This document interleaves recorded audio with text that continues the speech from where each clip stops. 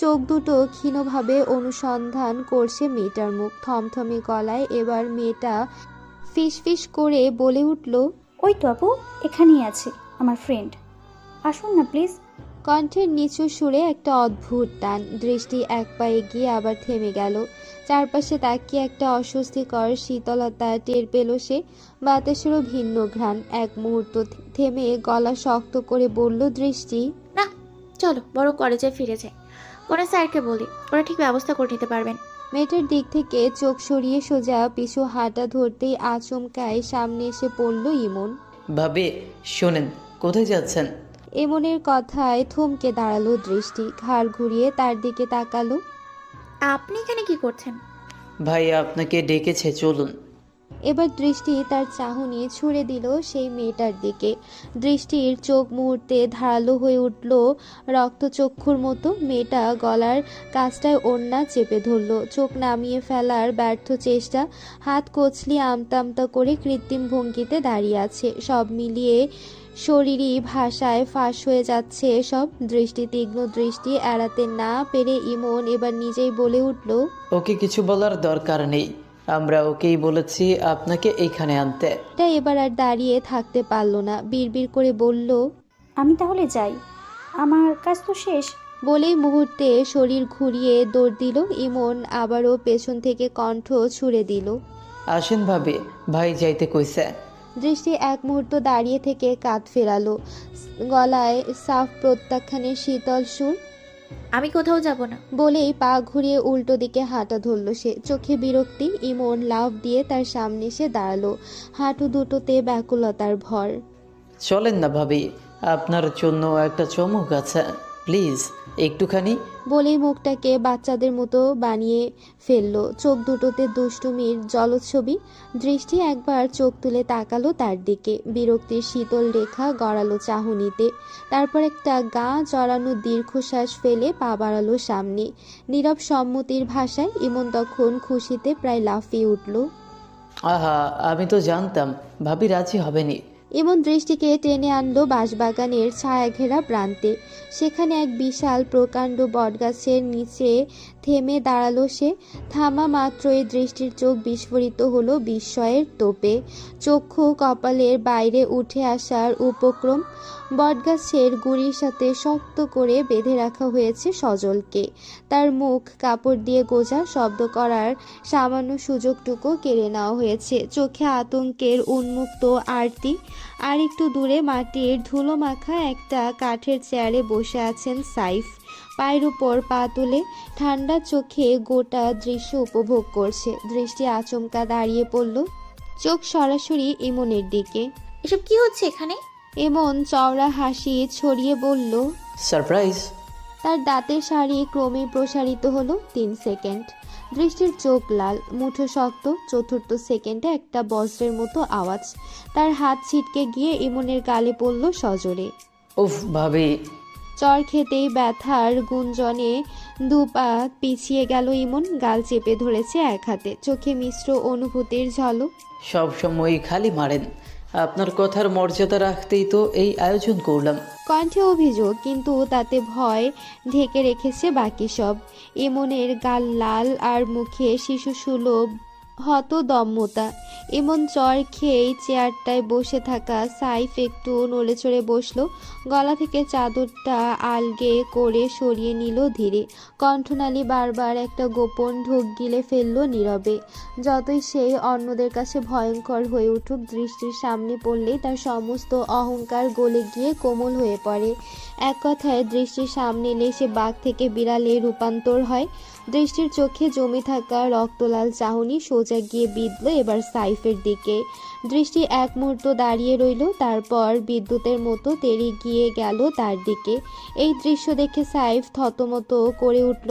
তড়িঘড়ি করে চেয়ার ছেড়ে উঠে দাঁড়ালো সে। বুকের ভেতর আচমকা হৃদস্পন্দনের গতি দ্বিগুণ হয়ে গেছে। এবার তার চোখে মুখে দম্ভের বদলে সুশাসিত সংখ্যা। ভাবি, ভাবি শোনেন। সাইফের মুখের রং ফ্যাকাশে হয়ে আসছে বুঝে দৃষ্টির সামনে আগেভাগে ঝাঁপিয়ে দাঁড়ালো ইমন। দুহাত নেড়ে থামানোর ব্যর্থ চেষ্টা। আপনি তো কইছিলেন এই পোলারে মৌচাকের নিচে বাইথা রাইখা চাকে সরাসরি ঢিল মারতে চান, সেই ব্যবস্থাই তো করলাম। ইমনের কথা রেশ কাটাতে না কাটাতে দৃষ্টির চোখ ঘুরে গেল সজলের দিকে। চোখে বিস্ময়ের তীক্ষ্ণ ঝলক। সজলের ঠিক মাথার উপর একটা আস্ত মৌচাক ঝুলছে, বাঁশবনের ছায়া থেকে ঝরে পড়া বিষমধুর শাস্তির মতো। মৌচাকটা এমন ভঙ্গুর ভরসায় ঝুলে আছে যেটাতে একটু ধাক্কা খেলি অজস্র রণরাগিনী মৌমাছির দল ঝাঁপিয়ে পড়বে সজলের গায়ে। দৃষ্টি থমকে গেল, বুকের ভেতর কেমন এক ধাতব ঠান্ডা ঢেউ খেলে গেল। এই চাকের কামড় একবার যদি নামে তাহলে রেহাই নেই। সজলের গা থেকে সরাসরি কবরে নামার মতো অবস্থা হবে। কে বলেছে এত উপকার করতে? হ্যাঁ, কণ্ঠে বজ্রধ্বনির মতো হুঙ্কার। দৃষ্টির গলা চেঁচিয়ে উঠল ক্ষিপ্ত বিস্ময়। চারপাশের বাতাস মুহূর্তেই ভারী হয়ে উঠল। শব্দের আঘাতে গাছের পাতার নড়াচড়াও থেমে গেল এবং চুপচাপ হয়ে গেল। তারপর মাথার পেছনে হাত চুলকে তার এক প্রকার বোকা হাসি এসে বলল, আপনি তো জানেনই ভাবি, আপনার ইচ্ছা ভাইয়ের কাছে আদেশের সমান, তাই আমরা একটু মুখ খুলে দিন ওনার। কঠিন নির্দেশ ছুড়ে দিল দৃষ্টি। চোখে শীতল তর্জনী। ইমন আর দ্বিধা করল না, সজলের কাছে গিয়ে কাপড়টা টেনে নামিয়ে দিল তার মুখ থেকে। মুখ খুলতেই জমে থাকা কান্না আর আতঙ্ক একসাথে উতলে উঠল সজলের কণ্ঠে।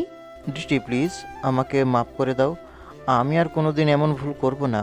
প্লিজ তুমি ওদের বলো আমাকে ছেড়ে দিতে। আমি কথা দিচ্ছি এমন কিছু আর কখনো জীবনেও আমার দ্বারা হবে না। একটা শর্তে আপনাকে ক্ষমা করতে রাজি আছি। একটা না, তুমি শখানেক শর্ত দাও, আমি সব পূরণ করব। কথার সঙ্গে সঙ্গে সাইফের বাম মুষ্টি সজলের গালের মাংসের সঙ্গে প্রাণবন্ত ধাক্কা খেলো। চোয়াল দাঁতের বন্দোবস্তে বন্দি হলো সজলের। ঘুষি হাঁকিয়ে সজলের চোয়াল ক্ষিপ্ত হাতে চেপে ধরে সাইফ করুণ চিৎকার তুলল। তুমি করে সম্বোধন করে সাহস কে দিয়েছে? আপনি করে বলে হারামজাদা। কণ্ঠ স্থবির সজল কাঁপতে কাঁপতে বলে উঠল, আপনি আপনি প্লিজ আমাকে মাফ করে দেন আপু।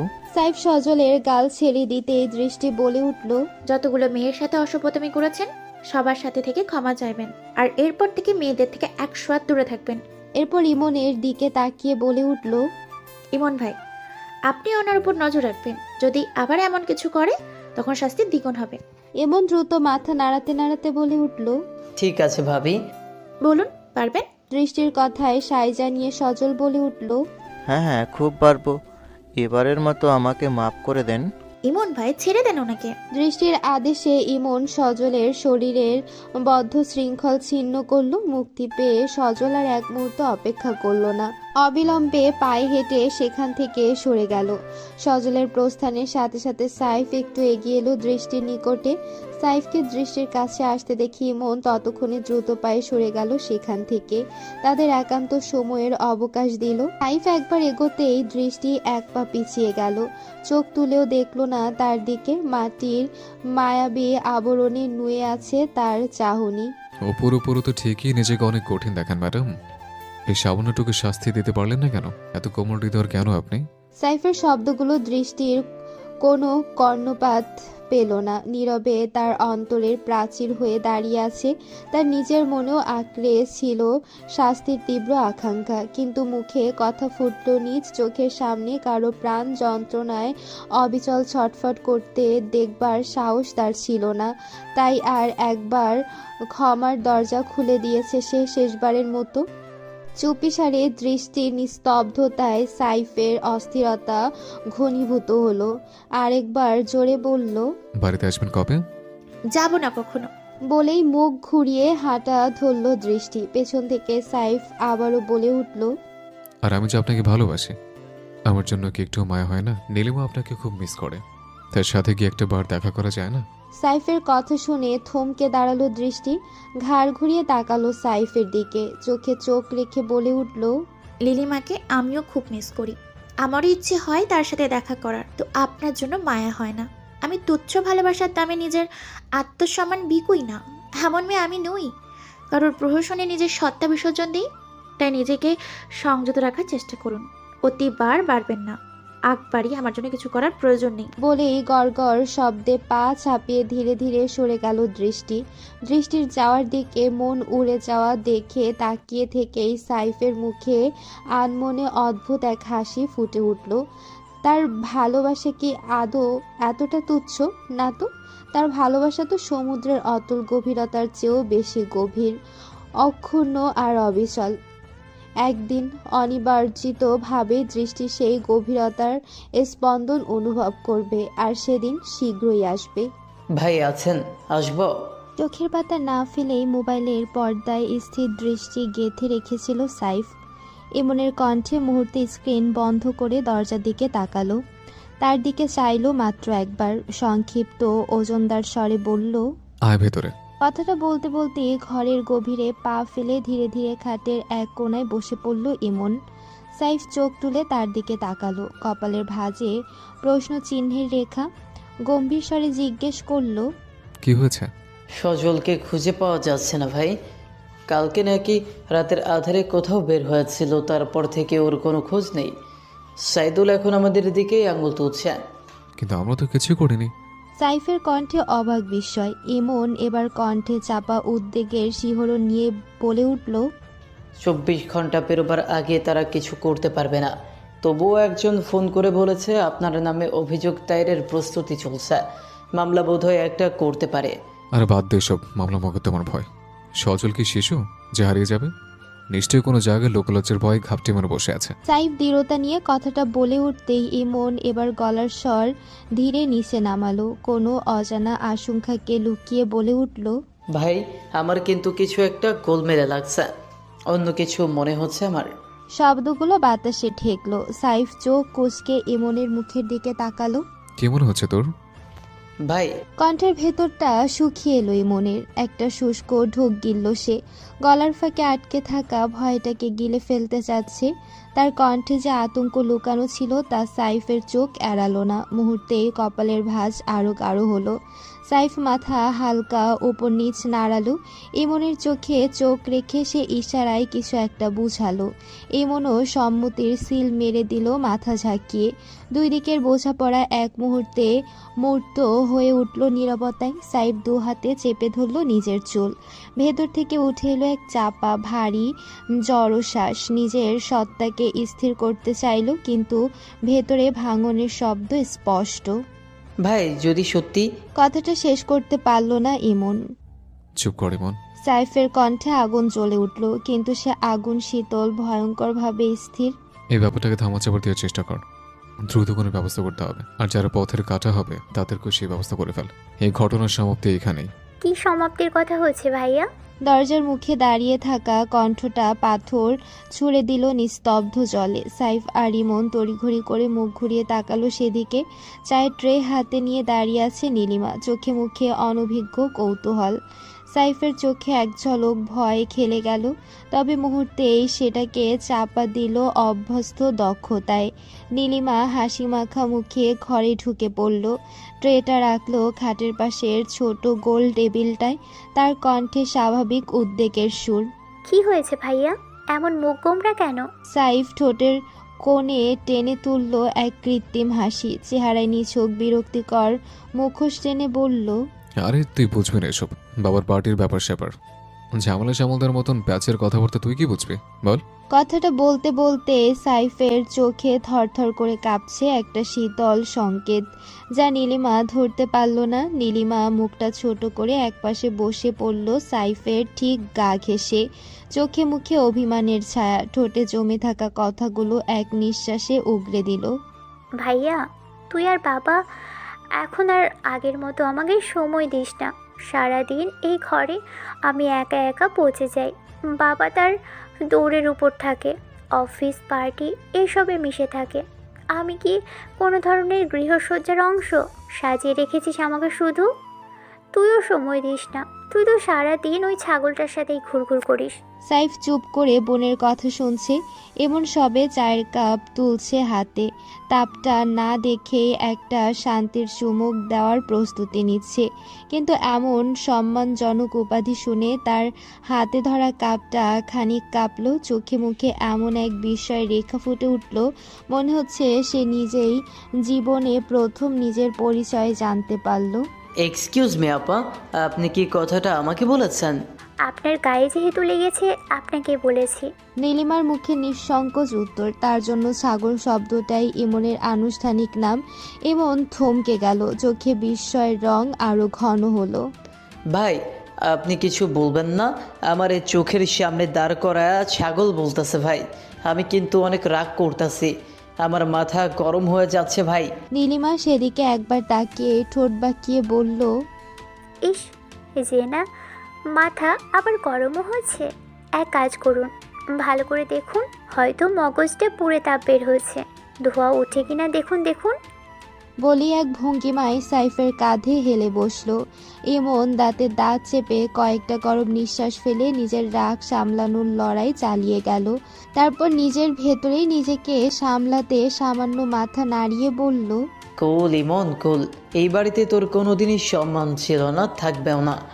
অতএব চায়ের কাপ ধর, দুটো বিস্কুট চিবা চানাচুর মুখে পড়ে দুনিয়ার অপমান গিলে ফেল, এটাই শেষ শান্তির পথ। এমন অপমান তো তোর হয়ে যায়, তোর না হজম ক্ষমতা অসীম। বলে ইমন রীতিমতো বেহায়া ভঙ্গিতে নাস্তার ট্রে নিজের দিকে টেনে নিল। গরম চায়ের কাপে চুমুক দিয়ে এক দার্শনিক নিঃশ্বাস ছাড়ল। ভাবখানা এমন, জীবনের সব হতাশা আজ এই চায়ের কাপে ডুবিয়ে ফেলে দিয়েছে। আপনার মুখটা একটু বেশিই চলেন না খানাপা, তবে চা দারুণ বানান। চা বানানোর ক্ষেত্রে আপনি জাতীয় সম্পদ, আপনাকে জাদুঘরে রাখা উচিত। নীলিমা সঙ্গে সঙ্গে চোখ গোল করে সোজা সাইফের দিকে চেয়ে উঠল। ভাইয়া আমাকে রিনা খান বলছে, ইনডাইরেক্টলি আমাকে দজ্জাল বলছে। আমি কি সত্যিই দজ্জাল ভাইয়া?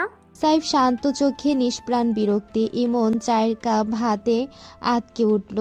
আল্লাহ, কি বলেন আপা, আপনি আমাকে এরকম কথা বলতে শুনছেন? ছি, এই অপবাদ। আমি নিতান্তই একজন শান্তশিষ্ট ইমানদার, সমাজে লালিত এক নম্র তরুণ।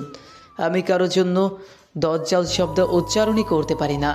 নীলিমা চোখ ছোট করে তাকালো তার দিকে, ঠোঁটে টেনে আনলো এক নিষ্ঠুর হাসি। আপনার এই ওভার অ্যাক্টিংয়ের জন্যই আজ আপনি আমার বানানো নাস্তা খেতে পারবেন না। দেন চায়ের কাপ দেন। ইমন চায়ের কাপ নিজের বুকে আঁকড়ে ধরল। এটাই এখন তার জীবনের শেষ অবলম্বন। মনে হচ্ছে কেউ তার সন্তানের কাস্টাডি কেড়ে নিতে এসেছে। ট্রেটা টেনে নিতে হাত বাড়ালো নীলিমা, চোখে মুখে এক সুনিপুণ প্রতিশোধের ঝলক। ঠিক তখনই ইমন খাট থেকে প্রায় লাফ দিয়ে উঠে করুণ ভঙ্গিতে বলল, না না না আপা, আপনি এত সুন্দরী, হৃদয়বতী, পরম মমতাময়ী একজন মানুষ হয়ে গরিবের মুখ থেকে শেষ খাবারের টুকরোটা কেড়ে নেবেন? আমার এই মুখটা দেখুন আপা, দেখুন কতটা অসহায় আমি। নীলিমা ভ্রু কুঁচকে তাকালো। ইমন শেফাকেই চালিয়ে গেল। আপনি তো পাষাণ নন আপা, আপনি তো কোমলতা দিয়ে গড়া এক ফুলের পাপড়ি। আপনার হৃদয় তো ছুঁয়ে দিলে মমতার ধ্বনি তোলে। অন্তত চায়ের কাপে এক চুমুক দিয়ে শুধু এইটুকু দয়া করুন আপা, প্লিজ। ইমন আর নীলিমা নিজেদের মতো করে প্রতিদিনের মতোই তর্ক তামাশায় ব্যস্ত, কিন্তু এই হ্যারাসের আবহে সাইফের মন সম্পূর্ণ অন্য খাতে ভেসে যাচ্ছে। চোখে মুখে অন্য মনস্কতা স্পষ্ট, ঠোঁটের কোণে জমে থাকা হাসিটা নিছক সামাজিক প্রহেলিকা। ইমনের বলা কথাগুলো এখনো তার মগজে ঘূর্ণি তুলছে। যদি সত্যি হয়ে থাকে, না না, আগেই আবেগে ভেসে যাবে না সে। এখন তার দরকার ঠান্ডা মাথা। প্রথম কাজ, সত্যটা জানতে হবে। তথ্যের সত্যতা যাচাই না করে কোনো সিদ্ধান্ত নেওয়া যাবে না কোনোভাবেই। আর যদি সত্যি হয় তাহলে এই ঘটনাকে এখানেই মাটি চাপা দিতে হবে। এই খেলা এখনো তার হাতে, আর এই হাতেই হবে সমাপ্তি, চূড়ান্ত আর চিরন্তন সমাপ্তি। আকাশ আজ নিজ হাতে আঁকা এক জল রঙের ক্যানভাসের মতো লাগছে। নীল আর হালকা কমলা রং মিশে তৈরি করেছে এক অপার্থিব আবেশ। পূর্ব দিগন্তে সূর্য তার লাজুক মুখখানা আরও আগেই তুলে চলেছে, আলোর কোমল রেখাগুলো ছুঁয়ে যাচ্ছে শহরের ছাদ। পাখিরা জেগে উঠেছে অনেক আগেই, কোথাও কাকের ডাক, কোথাও শালিক কিংবা দোয়েলের কুজন, সব কিছু মিলে এক অদ্ভুত আবহ। চায়ের কাপে ধোঁয়া উঠছে, সবার জন্য চা করছে মরিয়ম। জানালার পাশে রাখা টবে ফুলেরা আজ একটু বেশি হাসছে, কিন্তু অরুণার কোল জুড়ে নিথর হয়ে আছে দৃষ্টি। দেহে জ্বরের দহন, রাতে তার তাপমাত্রা আরও অধিক ছিল। সকাল হতেই সে চলে এসেছে অরুণার কক্ষে। সারা রাত জ্বরে তীব্র দাবদাহে পড়েছে সে। অরুণা ধীরে ধীরে দৃষ্টির চুলে আঙ্গুল বুলিয়ে দিচ্ছে। কোলের উষ্ণতায় স্থির হয়ে থাকা দৃষ্টির কণ্ঠে হঠাৎই ভেসে উঠল এক প্রশ্ন, যার কোনো উত্তর নেই দুনিয়ার কোনো আয়নায়। আচ্ছা বড় মা, মানুষ যদি সব কিছু হারিয়ে ফেলে তখন কি তার আর কিছু পাওয়ার থেকে, নাকি সে শুধু নিঃশেষ হয়ে যায় এই পৃথিবীর আকাশতলে? অরুণা কোনো প্রতিক্রিয়া দেখালো না, তার চোখে এক দীর্ঘ প্রসার নীরবতা। কারণ সে জানে জ্বরের ঘোরে দৃষ্টি প্রায়ই এইসব অসঙ্গত আর ভেতরে ভেতরে ক্ষতবিক্ষত করা প্রশ্ন তোলে। যদিও এগুলো শুধুই প্রলাপ বলা যায় না, এগুলো দৃষ্টির হৃদয়ের পুঞ্জীভূত যন্ত্রণার গোপন ভাষ্য, কঠিন কষ্টের অদৃশ্য চিৎকার। আজ থেকে 5 বছর আগের এক নিষ্ঠুর গোধূলি মুহূর্তে দৃষ্টির জীবনের সমস্ত আলো নিভে গিয়েছিল এক নির্দয় রক্তাভ দৃশ্যপটে। অনাকাঙ্ক্ষিতভাবে দুর্বৃত্তদের হাতে খুন হয়েছিল তার মা বাবা। দৃষ্টির চোখের সামনেই এই নির্মম প্রত্যাখ্যাত তার কৈশোরের কোমলতা ছিন্ন বিচ্ছিন্ন করে দিয়ে রেখে যায় এক ভয়াল দহন চিহ্ন। দৃষ্টি ছিল তাদের আদরের একমাত্র সন্তান, নরম তুলোর মতো লালিত পালিত, অশুভ জগতের স্পর্শ থেকেও দূরে রাখা এক অপার ভালোবাসার কুঁড়ি। কিন্তু নিয়তির এক অজানা কালবৈশাখী হঠাৎ করেই তার সমস্ত রং কেড়ে নিয়ে তাকে দাঁড় করায় এক নিঃসঙ্গ বিপন্নতায়। সে দিন থেকে দৃষ্টি হয়ে পড়ে নিঃস্ব আর শিখর ছাড়া। আর সেই শূন্যতার ভার বুকে নিয়েই অরুণা প্রতিজ্ঞা করেছিল এই মেয়েটিকে সে কেবল নিজের পরিচয় দেবে। তাই সে সিদ্ধান্ত নেয় উজানের সাথে দৃষ্টির বিয়ে দিয়ে তাকে শুধুই ঘরের মানুষ নয়, নিজের মেয়ে হিসেবেই গ্রহণ করবে, যেন দৃষ্টি কারো করুণা না হয়ে আত্মমর্যাদা নিয়ে মাথা উঁচু করে বাঁচতে পারে, ভাঙাচোরা পৃথিবীতে নিজেকে আবার নতুন করে গড়তে পারে। কিন্তু বিয়ের আসর সেদিন এক শূন্য মঞ্চে পরিণত হয়েছিল মুহূর্তের ব্যবধানে। ফুলের গন্ধ, আলোর উজ্জ্বলতা সব কিছুকে উপেক্ষা করে উজান চলে গিয়েছিল। কেন চলে গিয়েছিল সে প্রশ্নের উত্তর আজও অজানা। অবশ্য অরুণা এখন পর্যন্ত উজানের থেকে কিছু জানতে চায়নি। অরুণা নিজেও ভালোবেসে সংসার গড়েছিল, উজানের বাবাকে ভালোবেসে সমস্ত সামাজিক কাঠামো ভেঙে এসেছিল তার ঘরে। আর সেই প্রেমই একদিন অপরাধ হয়ে দাঁড়িয়েছিল তার নিজের রক্তদের চোখে। উজানের নানা রক্তে গরম অপমানের আগুনে অরুণাকে ত্যায্য ঘোষণা করেছিল। তাদের এতটাই ঘৃণা জন্মেছিল যে উজানের বাবার মৃত্যু বার্তাও তাদের হৃদয়ে সামান্য দয়া জাগাতে পারেনি। শেষ যাত্রায় একটি মুখও ফিরে তাকায়নি। এই পারিবারিক তাচ্ছিল্য, উপেক্ষা এবং অপমানের ক্ষত উজানের বুক জুড়ে এমনভাবে জমাট বেঁধেছিল যে সে শপথ করেছিল আর কখনো ওই রক্তের কোনো মুখের দিকেও ফিরবে না। এদিকে দৃষ্টি অরুণাকে ভালোবাসতো নিজের হৃদয়ের ভেতর থেকে। সে প্রায় চলে আসতো এই বাড়িতে চুপি চুপি। কাছাকাছি হওয়া স্কুল শেষে অরুণার বাড়ির পথটা অনেক সহজ ছিল। দৃষ্টি জানতো না এই বাড়ির দেয়ালের ফাঁকে কতটা পুরনো ক্ষোভ লুকিয়ে আছে, কতটা অভিমান জমে আছে উজানের ভেতর। আর উজানের সে অভিমান দগ্ধ হয়েছিল সবচেয়ে বেশি তখনই যখন তার বাবার মৃত্যুতেও সেই পরিবারের একটি বারের জন্য পাশে এসে দাঁড়ায়নি। দৃষ্টিকে প্রথম দিকে একরকম সহ্যই করতে পারতো না উজান, তবুও সময়ের ব্যবধানে কেমন করে যেন দুজনের মাঝখানে জমতে শুরু করেছিল কিছু অদৃশ্য মিল। উজানের সেই কঠিন মুখেও একদিন অদ্ভুত এক ছেলে মানুষী ভঙ্গিতে ধরা পড়েছিল কোমলতা। এক বিকেলে হালকা কৌতুকের ছলে সে হঠাৎ বলে বসেছিল, আচ্ছা দৃষ্টি, তুই কি আমাকে বিয়ে করবি? দৃষ্টি থমকে গিয়েছিল, কিছুক্ষণ ড্যাব ড্যাব চোখে তাকিয়ে ছিল উজানের দিকে। চোখে কোনো ভয় ছিল না, কেবল অনভ্যস্ত বিস্ময়। তারপর ঠোঁটে ফুটিয়ে তুলেছিল এক নিষ্পাপ হাসি। আমার বাবা মা যেখানে বলবে আমি সেখানেই বিয়ে করবো উজান ভাই। এই শব্দগুলো দৃষ্টির ঠোঁট থেকে নির্ভার বেরোলেও উজানের ভেতরে তীক্ষ্ণ শানিত কিছু গেঁথে বসেছিল সেদিন। সে মুহূর্তেই তার অভ্যন্তরের ক্ষত জেগে উঠেছিল।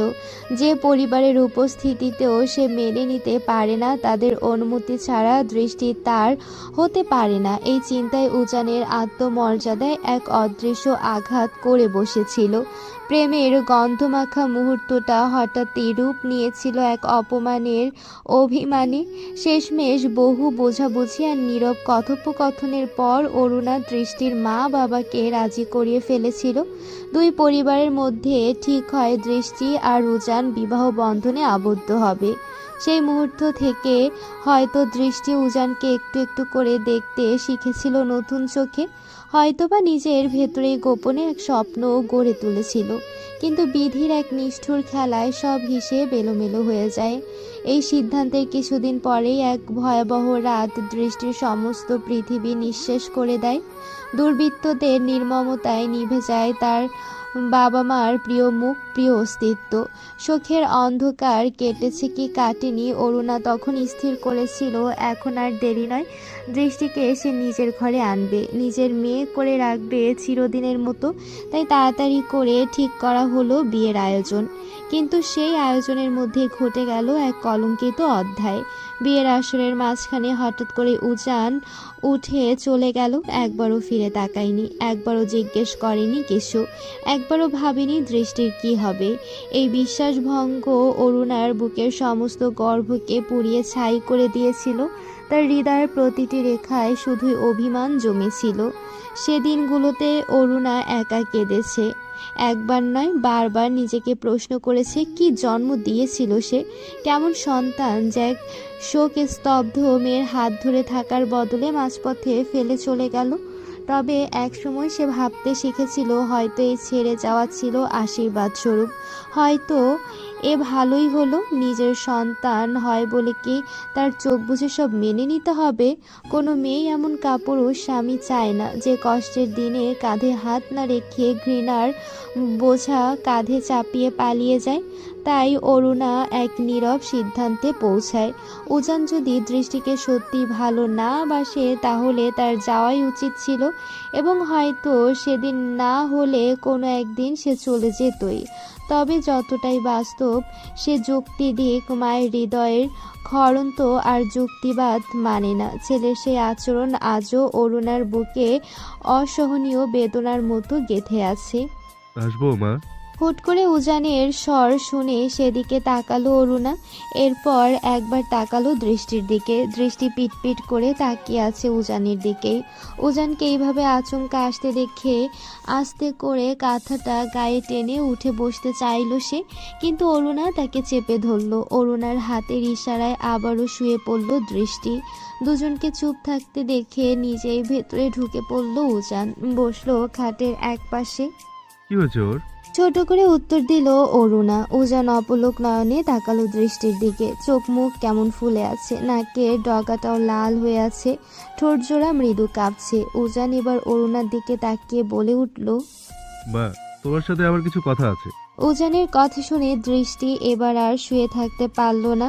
কাপড়ের আঁচল টেনে সে ধীরে উঠে পড়ল। অরুণা এবার আর বাধা দিল না তাকে। উঠে দাঁড়াতেই পড়ে যেতে নিল দৃষ্টি। উজান দ্রুত হাত বাড়িয়ে ধরতে নিল তাকে, কিন্তু উজান ধরার আগেই নিজেকে সামলে নিল দৃষ্টি। এরপর গুটি গুটি পায়ে বেরিয়ে গেল ঘর থেকে। দৃষ্টির চলার পথের শেষ বিন্দুতে আটকে আছে উজানের চাহনি। দু চোখে লেপ্টে থাকা সেই নীরব নিবেদনটুকু স্পষ্ট দেখে ফেলে অরুণা, তবু কিছু বলল না। দৃষ্টি পুরোপুরি দৃষ্টিপথের বাইরে যেতেই হঠাৎই উল্টে বসলো উজান। মায়ের চোখে চোখ রাখলো দৃঢ়তায়। মা, একটা অনুরোধ করতে এসেছি আজ। বল। শব্দের সংযমে ভরসা লুকানো সেই ছোট্ট উত্তরটা ফিসফিস করে নেমে এলো অরুণার ঠোঁট থেকে।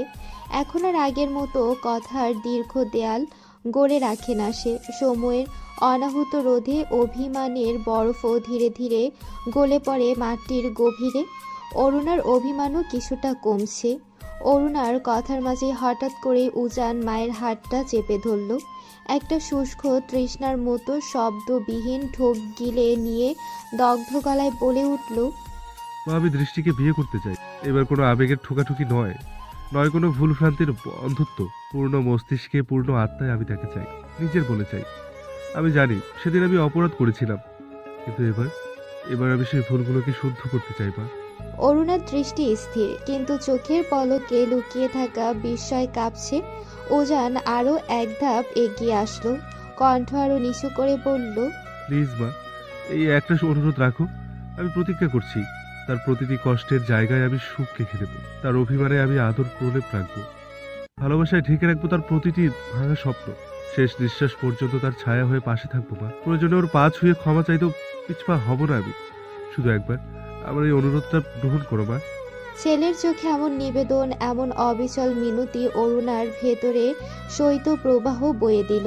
বুকের গহীনে কোথাও একরাশ কষ্টের কুয়াশা জমে উঠল, কিন্তু তারপরও কিছু সত্য আছে যা ছুরি হয়ে বিদ্ধ করলেও বলা ছাড়া উপায় থাকে না। অরুণা ধীরে ভারী হাত তুলে রাখলো উজানের মুঠো আঁকা হাতের উপর, চোখে চোখ রেখে এক নিঃশ্বাসে উচ্চারণ করলো, দৃষ্টি বিবাহিত উজান। সেই একটি বাক্য বজ্রঘাত হয়ে ধসে পড়ল উজানের মাথার উপর। শব্দগুলো বাতাস কেটে এসেছে ঠিকই, কিন্তু বুক চিরে গেছে তীক্ষ্ণ ধারালো শিলার মতো। দৃষ্টি বিবাহিত?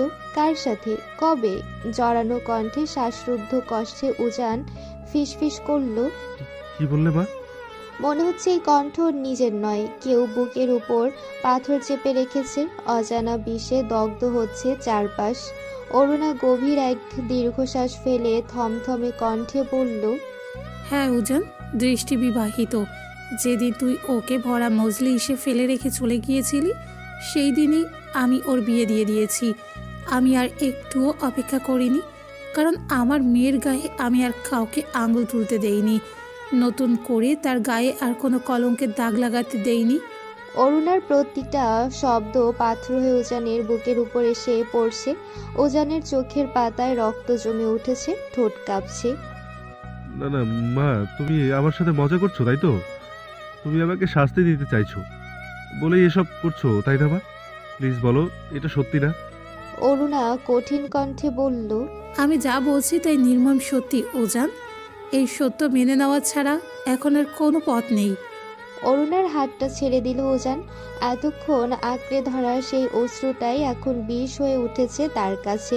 ভেতরের সব আর্থি, সব চাওয়া কাচের মতো ভেঙে পড়ছে তার। ধ্বংসস্তূপে দাঁড়িয়ে শুধু শ্বাস নিচ্ছে এক বোবা পুরুষ। গলায় জমে থাকা কষ্টের ভার ঠেলে সে কোনো মতে উচ্চারণ করল, কার সঙ্গে দৃষ্টির বিয়ে হয়েছে মা? সাইফ, শেখ ইস্তিহাদ সাইফ। কোন সাইফ? চেয়ারম্যান তাজউদ্দিন শেখের ছেলে সাইফ, দৃষ্টির চাচাতো ভাই। এইবার শব্দগুলো উজানের মাথার ভেতর ঘন্টার মতো বেজে উঠল। প্রতিটি বাক্য ধ্বংস করে দিচ্ছে তার আত্মার ভেতর। চোখে অন্ধকার নেমে আসছে, চারপাশ ঘুরছে। সে অনেক কিছুই জানতে চাচ্ছে, অনেক প্রশ্নই তার মাথার ভিতর ঘুরপাক খাচ্ছে, কিন্তু কিছুই বলতে পারছে না। তার সাথে কি এটা অন্যায় হয়েছে, নাকি সে অন্যায় করেছিল দৃষ্টির সাথে? ভুল তো সে স্বীকার করতে চেয়েছিল, শোধরাতে চেয়েছিল, তবে কেন এতটা নির্মমভাবে সময় তার দিকে পিঠ ফেরালো? একটি সুযোগও কি তার প্রাপ্য ছিল না? একবার, শুধু একবার ভালোবাসাকে প্রমাণ করার মতো একটি সময়ও সে পেল না? মা তুমি পারলে দৃষ্টির বিয়ে দিতে? অরুণ এবার স্থির তাকালো ছেলের দিকে, মুখের চল শক্ত হয়ে এলো তার। কেন পারবো না বলতো, কেন পারবো না আমি? যে কলঙ্কের গল্প শুনে তুই মুখ ফিরিয়ে নিয়েছিলি, সেই একই কলঙ্ক জানার পরেও সাইফ মাথা নত করে দৃষ্টিকে নিজের বলে গ্রহণ করেছে। একটু থেমে গভীর শ্বাস নিল, গলার মধ্যে দলা পাকানো কিছু গিলে নিয়ে আবার বলল, সেদিন একবারও কি ভাবলি মেয়েটার কি হবে? সমাজের চোখে কলঙ্কিত হয়ে পড়া সেই নিষ্পাপ মুখটা কোথায় ঠাঁই পাবে? এত এত কলঙ্কের বোঝা নিয়ে কি করে এই বিশ্বভূমিতে ঠিক থাকবে মেয়েটা?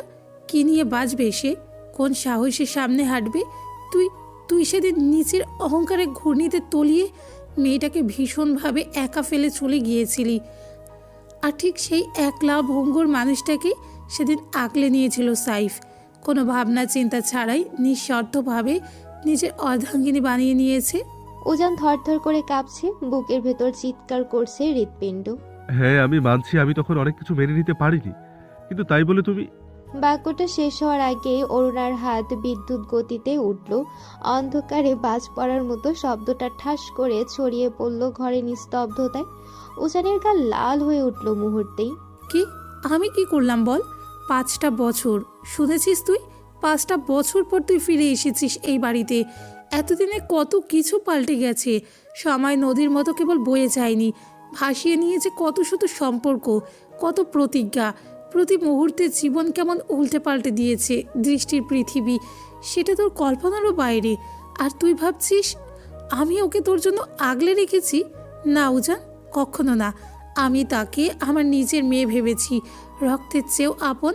আর আমার মেয়েকে যে যন্ত্রণায় ফেলে গিয়েছিলি তুই, আমি সেই যন্ত্রণার মুখোমুখি তাকে আর এক মুহূর্তও দাঁড়াতে দেইনি। তুই কাপুরুষ, আর সাইফ সে একজন সুপুরুষ, মেরুদণ্ড নিয়ে জন্মানো একজন পুরুষ যে প্রতিজ্ঞা রক্ষা করতে জানে। থামলো একবার অরুণা, একটা বড় শ্বাস নিয়ে আবারও বলল, দৃষ্টি যতবার ভেঙেছে সাইফ তাকে ততবার আগলে রেখেছে। দৃষ্টি যতবার নীরবে কেঁদেছে সাইফ বিনা প্রশ্নে তা মেনে নিয়েছে। দিন গেছে, মাস কেটেছে, সাইফ এক ফোঁটাও না বদলে একই জায়গায় দাঁড়িয়ে থেকেছে, শুধু অপেক্ষায়। তুই তুই তো নিজের ভালোবাসাকেই বুঝিসনি। তুই তো সেই প্রথম ঝড়েই ভেঙে পড়েছিলি, ওর হাত না ধরে পিঠ ফিরিয়েছিলি। আজ তুই দৃষ্টিকে চাস? দৃষ্টির মতো মেয়ের কাছে তুই শুধুই ডাল ভাত, বাজে, মূল্যহীন এক নাম। তুই কখনোই ওর যোগ্য ছিলি না উজান। বেরিয়ে যা বলছি, তুই বেরিয়ে যা আমার চোখের সামনে থেকে। শব্দগুলো ঝড়ের মতো ছুঁড়ে দিল অরুণা। গলায় বজ্রের আঁচড়, চোখে ক্রোধের দাবানল। চিৎকারে ঘরে কাঁপুনি ছড়িয়ে পড়ে। সেই শব্দ শুনেই দৌড়ে আসে মরিয়ম। কিন্তু অরুণার শরীর থরথর করে কাঁপছে। অভিমানে, ক্রোধে, বেদনায় সব মিলিয়ে সে আগুন হয়ে উঠেছে। উজানকে নিয়ে তার কত গর্ব হতো। চেহারায়, গড়নে, চোখে, দাঁড়ানোর ভঙ্গিতে পুরো বাবার সব ছিল তার মধ্যে, কেবল স্বভাব ছিল না।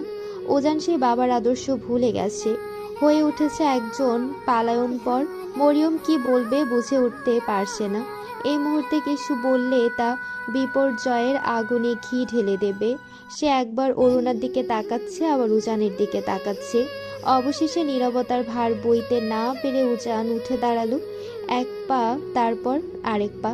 লজ্জা আর পরাজয়ের ওজন টানতে টানতে সে সেখান থেকে চলে গেল। পেছনে রেখে গেল একটা ধ্বংস হওয়া সম্পর্ক, একটা অপূর্ণ ভালোবাসা, আর একজন মা। তাজউদ্দিনের অফিস কক্ষের বাতাসে থমথমে উত্তাপ। আলোচনার ছায়ায় চাপা পড়ে থাকা শব্দগুলো গলায় কাটা হয়ে আটকে আছে। সাইদুলের কণ্ঠে রাগ, এরই মাঝে এই টুকটাক কথা কাটাকাটিও হয়ে গেছে। এই সময় সাইফ এলাকার এক প্রান্তে ব্যস্ত। ফোন পেয়ে ইমন একের পর এক ডেকে যাচ্ছে তাকে। ভাই, সাইদুল এবার পুরো নাটক শুরু করছে। আরে কিছু হবে না, চল। স্বভাবসুলভ ধীর স্বরে বলে উঠল সাইফ। তারপর নিজের হাতে ইমনের পিঠে একটা ঠাস করে চাপড় মেরে হালকা হাসল। ইমন বাইকের চাবি ঘোরাতেই চোখে পড়ল একটা ছোট্ট পুতুলে। চাবির গোছায় দুলে ওঠা সেই স্পর্শে মুখে হাসি ফুটে উঠল তার। নীলিমা নিজের হাতে বানিয়ে দিয়েছিল পুতুলটা। সাইফ নতুন বাইক কেনার পর নিখুঁত যত্নে চাবির রিংয়ে সেটা পরিয়ে দিয়েছিল সে। সাইফও আর সেটা সরায়নি কখনো। পুতুলটা একটা নীরব প্রতিশ্রুতি হয়ে ঝুলে আছে তার প্রতিদিনের যাত্রায়। প্রতিবার বাইক চালাতে গেলে ইমনের চোখে পড়ে সেই পুতুল, আর মুখে ফুটে ওঠে একরাশ লুকোনো আনন্দ। লুকিং গ্লাসে চোখ রেখে সাইফ দেখতে পেল ইমন মিটিমিটি হাসছে। কল্পনার কারখানায় হয়তো সে এখন 7 পাক ঘুরছে মালা হাতে। পেছন থেকে গম্ভীর গলায় সাইফ বলে উঠল, জেগে জেগে কি বিয়ে স্বপ্ন দেখোস রে শালা? গাড়ি চালা, নইলে থাপড়াইয়া বাইক থেকে পালাই দেবো। ইমন কাঁধ কুঁজো করে হাসলো। গ্যাস দিয়ে বাইক ছেড়ে দিল দ্রুত গতিতে, কিন্তু মনে মনে ফোঁস করে বলে বসলো, আমি আপনার শালা না আপনি আমার শালা, এইটা আগে ঠিক করেন ভাই। বাবা আসবো? সাইফের কণ্ঠে ভারসাম্যপূর্ণ স্নিগ্ধতা, অথচ সেই এক টুকরো শব্দে ঘরে উপস্থিত সবাই একসাথে ঘাড় ঘুরিয়ে তাকালো দরজার দিকে। দরজার চৌকাঠে দাঁড়িয়ে আছে শেখ ইস্তিহাদ সাইফ। চোয়ালে স্পষ্ট আত্মবিশ্বাস, চোখে স্ফটিকের মতো ধীর আগুন। তার চোখে চোখ পড়তেই সাইদুল ঠোঁট বাঁকিয়ে বলেই ফেলল, এই তো এসে গেছে চেয়ারম্যান সাহেবের গুণধর পুত্র। আসুন আসুন, আপনার জন্যই তো এই সমাবেশের আয়োজন। কিন্তু সাইফের চোখের পাতা পর্যন্ত নড়ল না। এক ফোঁটা চাহনিও সে ছুড়ে দিল না সাইদুলের দিকে। মনে হলো সাইদুল ওই ঘরের বাতাসের চেয়েও মূল্যহীন তার কাছে। তার চাহনি স্থির শুধু এক জায়গায়, তাজউদ্দিনের চোখে। তাজউদ্দিন চোখের ইশারায় ছেলেকে ভেতরে ডেকে নিল। সাইফ ধীর পায়ে মাথা উঁচু করে ঘরে প্রবেশ করল। সাইদুল সেই মুহূর্তে অনুভব করলো এক অসম্ভব অপমান। সবার সামনে তাকে এইভাবে উপেক্ষা করা, তার অহংকারে আগুন ছুড়ে দেওয়া।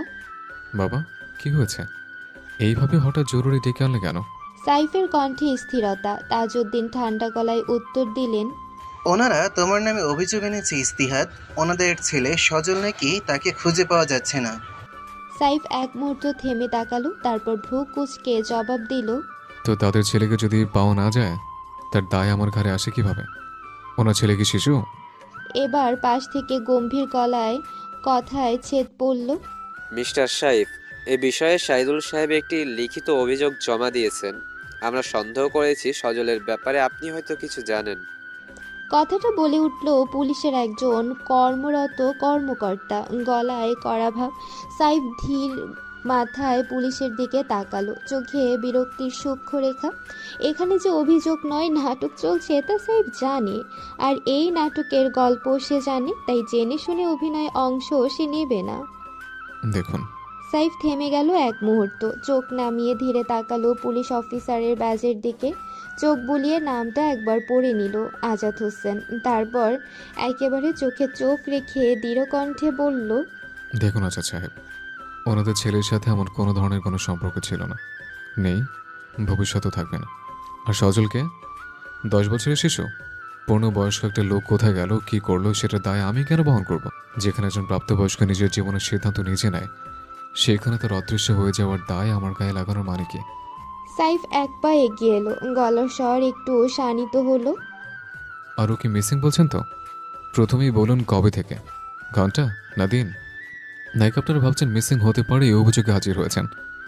আজাদ একটু ধাক্কা খেলো সাইফের যুক্তির সামনে, কিন্তু পরক্ষণেই নিজেকে গুছিয়ে নিয়ে পাল্টা কথা ছুড়ল, সেদিন কলেজ থেকে সজলকে বহিষ্কার করা হয়েছিল আপনার প্রভাবেই। তবে প্রশ্ন হচ্ছে, সেই ঘটনা পরের দিন তাকে আপনাদের সঙ্গে কলেজের পিছনে দেখা গেছে। বলুন তো, সেখানে আপনারা কি করেছিলেন? সজল কেন ছিল সেখানে? সাইফ এবার থামলো, আগের মতো স্পষ্ট স্বরে বলে উঠল, তেমন কিছু না অফিসার, ওকে গাছের সঙ্গে বেঁধে রেখেছিলাম। সাইফের গলা একটুও কাঁপলো না, বরং কণ্ঠে আশ্চর্য স্বাভাবিকতা। আমার ওয়াইফের ইচ্ছে ছিল মৌমাছির কামড় খাওয়াবে ওকে, কারণ সে তার সাথে অসভ্যতা করেছিল। কিন্তু সে বেচারে এতটাই কোমল হৃদয়ের যে শেষ মুহূর্তে আর করলো না। আমরা ওকে ছেড়ে দিয়েছিলাম, সে চলে গিয়েছিল। তারপর কোথায় গেল, কাকে দেখলো, কি করলো, সত্যি বলতে সেটা আমাদের আর জানা নেই। ঘরের ভেতর নেমে এলো হিমশীতল স্তব্ধতা। আজাদ চুপ করে রইল মুহূর্ত দুয়েক, চোখের পলকে ধরা পড়ল একরাশ বিস্ময়। এত সহজে, এত নির্লিপ্ত ভঙ্গিতে নিজের দোষ স্বীকার। আজাদ নিজের জীবনে অনেক অপরাধী দেখেছে, কেউ ভয় পেয়ে চুপ করে যায়, কেউ ব্যর্থ চেষ্টা করে নিজেকে নির্দোষ প্রমাণের। কিন্তু সাইফ, এই ছেলে একটুও ভয় পাচ্ছে না। আপনি একটা লোককে গাছের সঙ্গে বেঁধে রেখেছেন, আর সেটা আবার এমন নির্লজ্জ গর্বের সাথে বলছেন আপনি জানেন এজন্য আপনাকে জেলে পাঠানো পর্যন্ত হতে পারে। অফিসার আজাদের কণ্ঠে এইবার কিছুটা রাশ টানার চেষ্টা, তবে তা প্রায় নিস্তেজ। সাইফ ভ্রু নাচিয়ে ঠান্ডা স্বরে উত্তর দিল, হলে হবে অফিসার, আমার তাতে কোনো আপত্তি নেই। তবে সজলকে যদি খুঁজে পান আমাদের একটু জানিয়ে দেবেন দয়া করে। আমার ওয়াইফের সাথে অসভ্যতা করার দায়ে ওরও তো কিছুটা সময় জেলের ভাত খাওয়া উচিত, তাই না? অন্তত দুজন মিলে একটা কামরায় কিছু মূল্যবান সময় কাটাতে পারবো। সাইফের এমন নির্লিপ্ত সুতীক্ষ্ণ জবাবে কণ্ঠ আটকে গেল আজাদের। অন্যদিকে সাইদুল তখন থেকেই একদম নীরব, তার মুখে আর আগের ঔদ্ধত্য নেই। সাইফের সেই এক ঘুষের স্মৃতি এখনও গালের হাড়ে কাঁপন তোলে। উপরন্তু চেয়ারম্যানের ছেলে বলে কথা সোজাসাপটা কিছু বলতেও সাহস পাচ্ছে না কেউ। তাজউদ্দিন এবার ধীর গলায় ছেলের দিকে তাকিয়ে জিজ্ঞাসা করলেন, ইস্তিহাদ, তুমি কি সত্যি কিছু জানো না সজলের ব্যাপারে? সাইফ এবার মাথা নিচু করে চোখে প্রশান্ত নির্লিপ্ততা নিয়ে জবাব দিল, না বাবা, এই ব্যাপারে সত্যি আমি কিছু জানি না। শুনেছি তো অফিসার। আপনারা যদি কিছু জানার থাকে নির্দ্বিধায় জিজ্ঞাসা করুন, আর যদি কোনো প্রমাণ থাকে তাও সামনে আনুন। প্রমাণ ছাড়া এই দেশের আইন কিছুই করতে পারে না, সেটা নিশ্চয়ই আপনার জানা আছে। তাজউদ্দিনের কণ্ঠে চিরাচরিত ধীরতা, তবে এর নিচে জমে থাকা দীর্ঘ রাজনৈতিক অভিজ্ঞতা ও আহ্বান স্পষ্টভাবে টের পাওয়া গেল। অফিসার আজাদ সামান্য চুপ করে থাকলেন। এদিকে সাইদুল গলা সাফ করে কিছু বলতে যাবে, ঠিক তখনই টুং করে তার ফোনে এলো এক নতুন মেসেজ। সুর ভেঙে গেল, কথা গিলে ফেলে মুহূর্তে পকেট থেকে মোবাইলটা বের করে স্ক্রিনে চোখ রাখলো। চোখের ভেতর চকচক করে উঠল কিছু, আর মুখের হালকা উত্তেজনার রং বদলে ভীরু হয়ে গেল।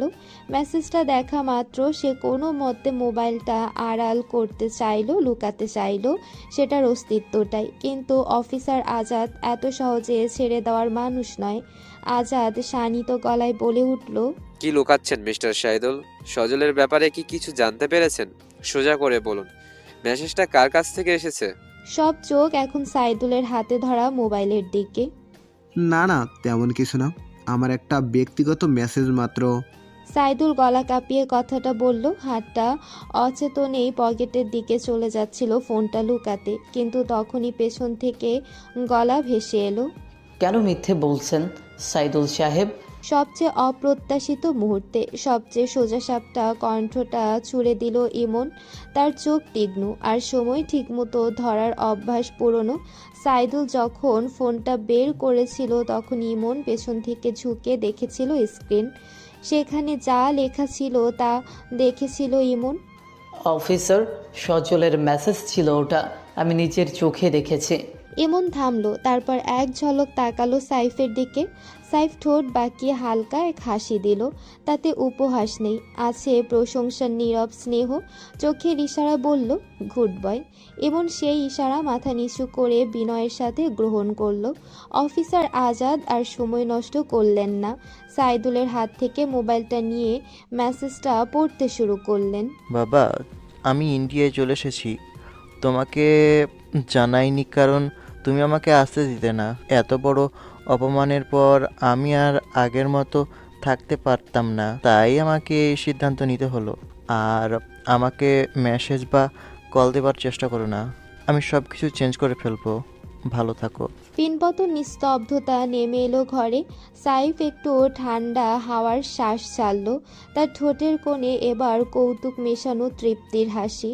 অফিসার এবার সোজা তাকালো সাইদুলের দিকে, কণ্ঠে চাপা ধমক। এরকম অভিযোগ দায়ের করার আগে একবার নিজের ছেলের লোকেশনটা চেক করে নিলেই পারতেন শাহিদুল সাহেব। সাইদুল সাহেব, অন্যের বিরুদ্ধে অভিযোগ আনার আগে নিজের সন্তানের গতিবিধি, অবস্থান, সত্যি মিথ্যা সবকিছু যাচাই বাছাই করা আপনার দায়িত্বের মধ্যে পড়ে। আপনার অযথা এই অভিযোগের জন্য এখন আমি চাইলেই আপনার বিরুদ্ধে মানহানির মামলা করতে পারি, সেটা নিশ্চয়ই জানা আছে আপনাদের। গর্জে উঠল তাজউদ্দিন। চেয়ার থেকে খানিকটা ঝুঁকে এলো, কণ্ঠে প্রবল নিয়ন্ত্রণ ও রোষের সংমিশ্রণ।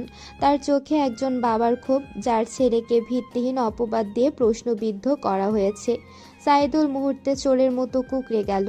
এই সময় অফিসার আজাদ সামনের দিকে এগিয়ে এসে মাথা নিচু করে বললেন, সরি স্যার, আপনাদের অকারণে বিরক্ত করেছি, আপনারা ক্ষমা করে দিন মিস্টার সাইফ। সাইফ তখন নিজের অভ্যস্ত সৌজন্য রক্ষা করেই বলল, ইটস ওকে অফিসার। চলার আগে আজাদ একটু থামলেন, পা ঘোরাতে ঘোরাতে হালকা করে ফিরে তাকালেন সাইফের দিকে।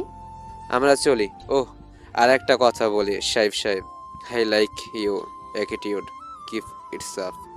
চোখ টিপে হালকা হেসেও ফেললেন তিনি। সাইফও চোখে ঠোঁটে ছোট্ট একটা হেসে সম্মতি জানালো। সাইদুল কোনো কথা বলার সাহস পেল না। গলায় গুটি আসা একরাশ লজ্জার অপমানে সে শুধু সঙ্গ দিল আজাদকে। দুজন একসাথে দরজা পেরিয়ে বেরিয়ে গেল। উজান ভাই, কখন আসলে তুমি? স্তম্ভিত বিস্ময়ের শেষ সীমান্তে দাঁড়িয়ে কাঁপছে ঈশিতার কণ্ঠ। ঘরে ফিরেছে ঘণ্টাখানেকও হয়নি।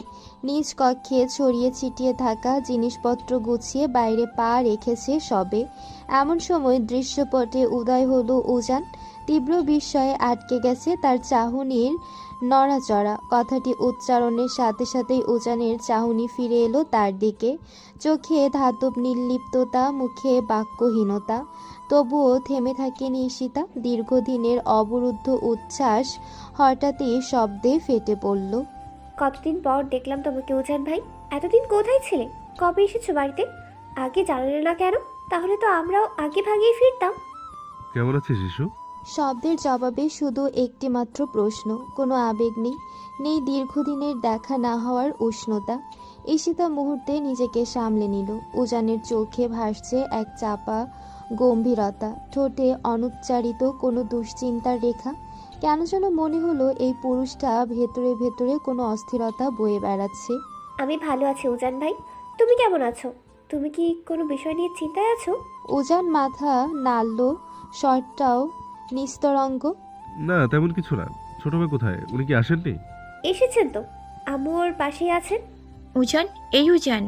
নাম ধরে টান টান স্বরে ডাকতে ডাকতে এগিয়ে এলো তুবা। উজান ধীর ভাসে ঘাড় ঘুরিয়ে তাকালো। তুবার চোখে খেলে যাচ্ছে অস্থির উচ্ছ্বাস। কাছে এসে কথার তীর ছুঁড়ে দিল। তুই এখানে আর আমি তোকে খুঁজছি সর্বত্র। চল না কোথাও থেকে ঘুরে আসি একটু। এই আসার পর থেকে কোথাও যাওয়াই হলো না। বাক্য ফুরাবার আগেই তুবার চোখ আটকে গেল একপাশে দাঁড়িয়ে থাকা ঈশিতার চোখে। ঈশিতা কিছু বলছে না, তবু তার দু চোখে জমাট বৃষ্টি, ডাগর ডাগর চাহনির ভেতরে প্রশ্নবিদ্ধ নীরবতা। তুবার দিকে সে তাকিয়ে আছে এক মৌন ভাষায়। ওকে উজান। তুবার কণ্ঠে অনাহুত কৌতূহল। উজান এবার ধীরে ফিরে তাকালো ঈশিতার দিকে। চোখ একবার উপর থেকে নিচে নামিয়ে দেখে নিল মেয়েটাকে। ঈশিতার পরনে একটা নিশার কালো চুড়িদার, চুল ক্লিপে বাঁধা। সামনের দিকের কিছু বেবি হেয়ার অলসভাবে গড়িয়ে পড়ছে কপালে। ওড়নাটা ছড়িয়ে রাখা, শরীর জুড়ে অনাবিল শালীনতা। মুখখানা কোনো বাচ্চা মেয়ের মতোই স্নিগ্ধ সরল। চোখে এক উজ্জ্বল বিস্ময়।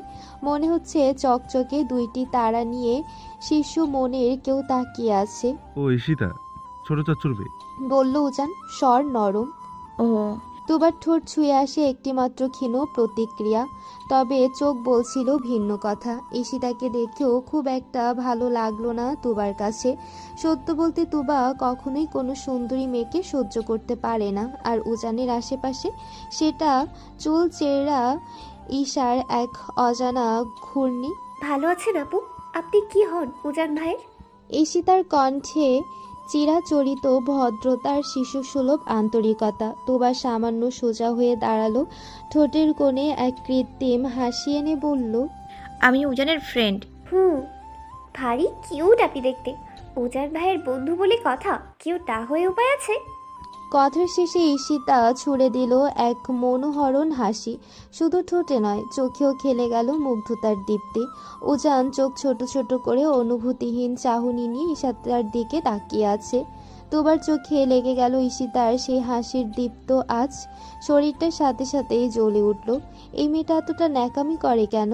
আর হেসে এমন ভাব নিচ্ছে কেন? হাসি সুন্দর দেখে বোধহয় ইচ্ছে করে হেহে করছে।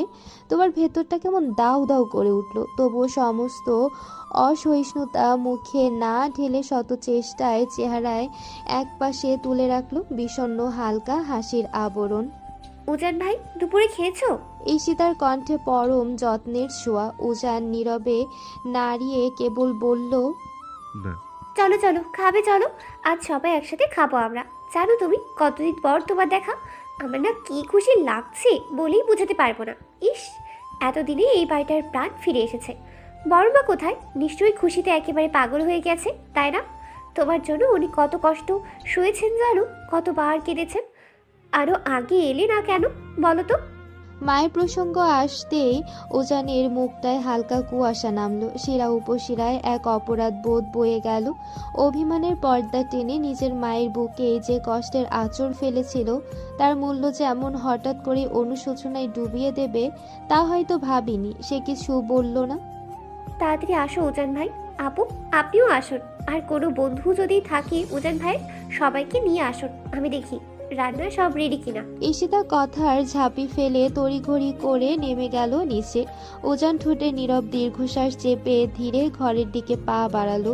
তুবা একপাশে দাঁড়িয়ে থেকে মুহূর্তখানেক চেয়ে রইল, তারপর বাকিদের দিকে এগিয়ে এলো। নিজ কক্ষে নিস্তব্ধতা জুড়ে দৃষ্টি ডুবে আছে বইয়ের পাতায়। শরীরের জ্বর অনেকটাই প্রশমিত, আর মনটা আগের মতো অসার নয়। শুয়ে শুয়ে অলস সময় নষ্ট করাকে দৃষ্টি কখনোই পছন্দ করে না, তাই নিজস্ব ভুবনে ফিরে এসেছে সে। প্রিয় বইয়ের পাতায় লুকোনো শব্দরা হয়ে উঠেছে তার সবচেয়ে নির্ভরযোগ্য সঙ্গী। হঠাৎ টুং করে শব্দ উঠল, ফোনে মেসেজ অ্যালার্ট। ফোনটা বিছানার একপাশে দূরে রাখা, তবুও দৃষ্টির মনে হলো তোলার মতো কিছু নয়। আবারও ডুব দিল পাটসাগরে, কিন্তু কিছুক্ষণ পর ফের একটানা টুংটাং মোবাইল এবার রণহুঙ্কারে নেমেছে। দৃষ্টি বিরক্ত হলো, চোখ কুঁচকে উঠল। অবশেষে উঠে গিয়ে মোবাইলটা হাতে নিল। স্ক্রিনে চোখ পড়ে যেতেই তার সমস্ত অভিব্যক্তি মুহূর্তে স্তব্ধ। একের পর এক ঝড়ের মতো ঢুকছে ছবি। পেরুক বলদ নামে সেভ করা একটি নাম। স্ক্রিন জুড়ে ভেসে উঠছে একটার পর একটা মিডিয়া ফাইল। 20-এর উপর ছবি চলে এসেছে ইতিমধ্যেই, অথচ দৃষ্টি এখনো বুঝে উঠতে পারেনি ঠিক কি হচ্ছে এখানে। মাথার ভিতর দ্বন্দ্ব, দেখবে কি দেখবে না, একটা বিরক্তি, একটা কৌতূহল আর একটুখানি সংখ্যা। 3টে আবেগ একসাথে ঢেউ তুলছে দৃষ্টির ভেতরে। শেষমেশ সেই কৌতূহলটাই জয়ী হলো।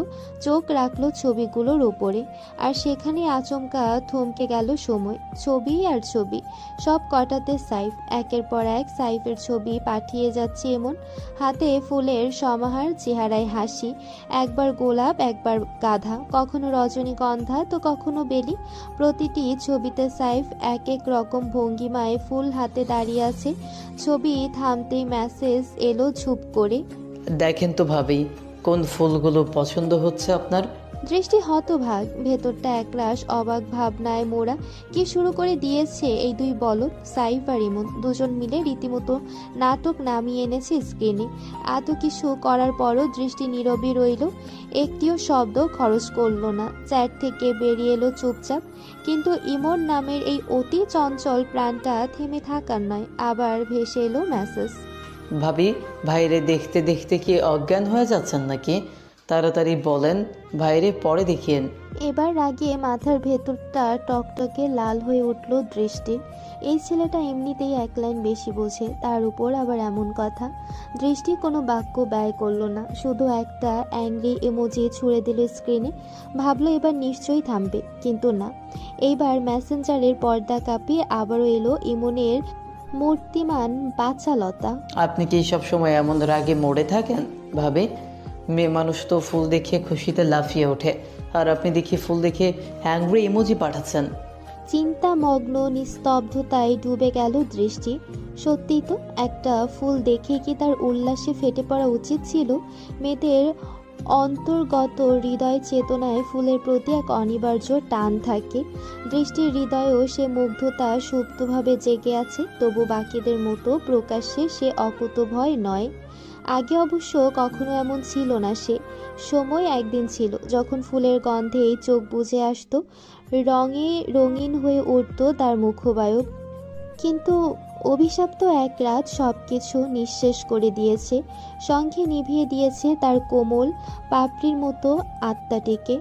এখন এসব ছেলে মানুষই তাকে মানায় না কোনো উচ্ছ্বাস। ছবিগুলো একবার দেখে নিল নিস্পৃহ ভঙ্গিতে। একটি টকটকে লাল গোলাপের তোড়া, সেই ছবিটা চোখে আটকে গেল। মনের ভেতর অজান্তেই জেগে উঠল কোনো এক শিহরণ। এমনকে বলে ফেলার জন্য আঙ্গুল চলছিল ঠিক, কিন্তু হঠাৎই বাস্তবতার খাঁচা তাকে থামিয়ে দিল।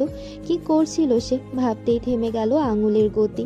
একটা দীর্ঘশ্বাস ঝরে পড়ল ঠোঁটের কোণে। মোবাইলটা ধীরে বন্ধ করে রেখে দিল দৃষ্টি। অন্তঃপ্রান্তে, ভাই, ভাবি তো একেবারে চুপ, মেসেজেরও রেসপন্স নেই। একটা কল দিয়ে দেখবো নাকি? বৃথা চেষ্টা, ফোন অফ করে রেখেছে। কি, আপনি জানলেন কিভাবে? বিশেষ না হলো নিজে কল দিয়ে দেখ। এমন কৌতূহল দমাতে পারল না, ব্যাকুল আঙ্গুলে নাম্বারটা টিপে দিল। পর মুহূর্তেই ফেটে এলো এক সুরেলা যান্ত্রিক কণ্ঠ, দুঃখিত, আপনি যে নাম্বারে কল করেছেন তাই মুহূর্তে সংযোগ দেওয়া সম্ভব হচ্ছে না। অনুগ্রহ করে কিছুক্ষণ পর চেষ্টা করুন। এমন বিস্ময়ে চোখ গোল গোল করে তাকালো সাইফের দিকে। ইতিমধ্যে সাইফ দোকানির হাতে টাকা গুঁজে দিয়ে একখানি বুকেট নিজের করে ফেলেছে। এমন তাড়াতাড়ি ঝুঁকে চেয়ে দেখলো সেই বুকেটের দিকে। ভাই, এইটা ভাবির পছন্দ হইব? ভাবির তো হলুদ আর সাদা গোলাপ পছন্দ। সাইফের ঠোঁটে এক রহস্যময় হাসি, তার ভেতরে এক অজানা আশ্বাস খেলে গেল। কেন যেন মনে হলো সব রং ছাপিয়ে দৃষ্টি এই বুকেটটাই ভালোবাসবে আজ। জানি, তবু এটা নিতে ইচ্ছে হলো। নির্লিপ্ত কণ্ঠে বলে এগিয়ে চলল সাইফ। ইমন প্রথমে দৌড়ে পিছু নিল, আবার হঠাৎ থেমে গেল। মনে হলো তারও কিছু রাখা দরকার। চট করে একখানা লাল গোলাপ কিনে নিল। দ্রুত সেটাকে শার্টের ভেতর লুকিয়ে ফেললো বুকের কাছে। দাম মিটিয়ে আবার দৌড়ে চড়ে বসলো বাইকে। দুপুরবেলা খাবারের টেবিল, উৎসবের মঞ্চ। নয়ন, আসিফ, জিদান, আফরা, তুবা সবাই জড়ো হয়েছে একসাথে। টেবিলের এক প্রান্তে ঈশিতা একে একে সবার সামনে পাতে সাজিয়ে দিচ্ছে খাবারের রঙিন সম্ভার। অন্যদিকে রান্নাঘরে আমিনা মানে উজানের ছোট মা আনন্দে ডানা মেলেছে। মরিয়মের সঙ্গে তাল মিলিয়ে কাজ করে চলেছে সে, মুখে সন্তুষ্টির আভা। সিঁড়ির ধাপে ধাপে একসময় নিচে নেমে এলো অরুণা। আমিনারাই অনুরোধেই এসেছে। ছোটবেলা থেকে উজান তার কাছে শুধু ভ্রাতুপুষ্ট ছিল না, ছিল ছেলেরও অধিক। উজানের বাবা ঋষিতার বাবা, দুই ভাইয়ের সম্পর্ক ছিল অবিচ্ছেদ্য, একে অপরের প্রাণ ছিল। বড় ভাইয়ের ঘরে যখন উজানের জন্ম হয় তখন থেকেই ছোট ভাই সিদ্ধান্ত নিয়েছিল এই শিশুই তার আলো, তার আশ্রয় হবে। ঈশিতা তখনও পৃথিবীতে আসেনি। উজানের সাথে 9 বছরের ব্যবধানে জন্ম নেওয়া ঈশিতার আগমনের পথটা সহজ ছিল না। ঈশিতার বাবা চাইতেন না সন্তান হোক তাদের ঘরে। ভাবতেন সন্তান এলে হয়তো উজানের প্রতি মমতার ভাগ হয়ে যাবে। কিন্তু অরুণা ও উজানের বাবা তারা ছিল অন্য স্বভাবের মানুষ। তারা অনেক বুঝিয়েছিল ঈশিতার বাবাকে। আমিনাও নিশ্চুপ ছিল না। একজন নারী হিসেবে মাতৃত্বের অধিকার তারও আছে। সেই অধিকার কেড়ে নেওয়ার শক্তি কি কারো আছে?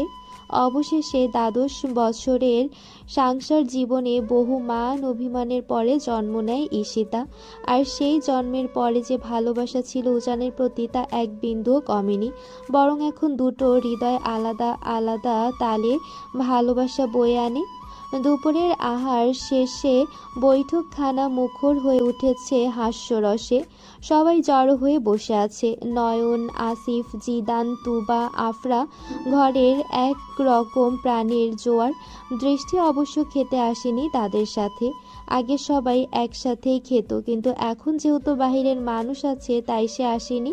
তার খাবার তার ঘরে গিয়েই অরুণা খাইয়ে এসেছে। বৈঠকে ঈশিতা তার নিজের হাতে বানানো টক মিষ্টি আমের আচার একে একে সবাইকে তুলে দিচ্ছে। কৌতূহলে মুখের ভাঁজে হাসি, প্রশংসায় চোখের দীপ্তি। ঠিক সেই সময় আচমকা দরজায় ঘন্টা বাজলো। একযোগে সবার মুখ ঘুরে গেল দরজার দিকে। কিছুটা থমকে থাকা মুহূর্তেই ঈশিতাই হেসে বলে উঠল, আমি দেখছি কে এসেছে।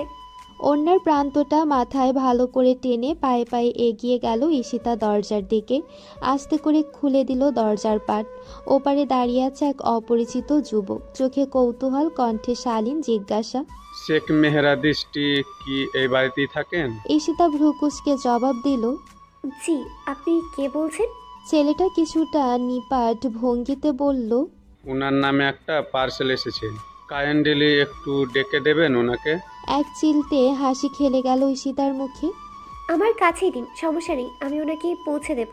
আচ্ছা, তাহলে এখানে একটু সাইন করে দিন।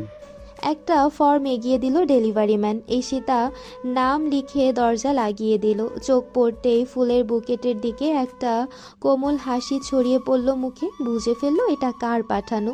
সাইফ ছাড়া এমন অপ্রত্যাশিত প্রেরণার সাধ্য আর কার? এই বাড়ির ঠিকানায় দৃষ্টির নামে হুটহাট এমন চমক চলে আসে মাঝে মধ্যেই। ফুলে ফুলে গড়া একতরফা অপেক্ষা, আর সেগুলো দৃষ্টির হাতে পৌঁছে দেওয়ার দায়িত্ব অলিখিতভাবে ঈশিতার কাঁধে এসে পড়ে। ফুল হাতে নিয়ে ভেতরে প্রবেশ করতেই মুখে লুকানো হাসি। সেই হাসি দেখে উজান তাকিয়ে বলল, কে এসেছে ইস্যু? ডেলিভারি ম্যান উজান ভাই, দৃষ্টি আপুর নামে পার্সেল এসেছে। সাইফ ভাই পাঠিয়েছে বোধহয়। সাইফের নামটুকু শুনতেই ধপ করে নিভে গেল উজানের মুখের আলো। এক মুহূর্তে ফ্যাকাশে হয়ে গেল রক্তবর্ণ। বুকের গভীরে এক গোপন মোচড় দিল, যার ভাষা নেই কোনো জবাব। চোখ নামিয়ে নিল সে, চোয়াল শক্ত করে কথার তোয়াক্কা না করে উঠে দাঁড়ালো। নীরবে চলে গেল সবার মধ্য থেকে। কেউ তার শূন্যতা বুঝেও কিছু বলার সাহস পেল না। পাশ থেকে কপালে ভাঁজ ফেলে তাকালো আফরা, চোখে অবাক বিস্ময়, কণ্ঠে স্পষ্ট প্রশ্ন। সাইফ? কে সাইফ? ঈশিতা চোখাচোখি না করে সহজ স্বরে জবাব দিল, দৃষ্টি আপুর হাজবেন্ড। আপনারা বসুন, আমি আপুকে দিয়ে আসি। আর একটাও শব্দ না বলে সেখান থেকে সরে গেল ঈশিতা। উদ্দেশ্য দৃষ্টির ঘর। ঈশিতা যেতেই ঘর মুহূর্তে জমে উঠল নিস্তব্ধতায়। কথারা মুখ থুবড়ে পড়ল মাঝপথে। একে একে সবার চোখে বিস্ময়। দৃষ্টি বিবাহিত, চোখাচোখি হতে থাকলো। কেউ আর স্বাভাবিক থাকতে পারছে না। এতদিন এখানে থেকেও কেউ বুঝলো না দৃষ্টির নামের পাশে আরেকটা নাম জুড়ে গেছে। তবে আফরার চোখে শুধুই বিস্ময় নয়, কিছুটা সন্দেহ আছে। তার ভেতরটা কেমন খচখচ করে উঠল। মনে পড়ে গেল সেদিনের কলেজ ফাংশনের সেই দৃশ্য। কলেজের সেই সাইফ ছেলেটা কি দৃষ্টির হাজবেন্ড? আসবো দৃষ্টি আপু?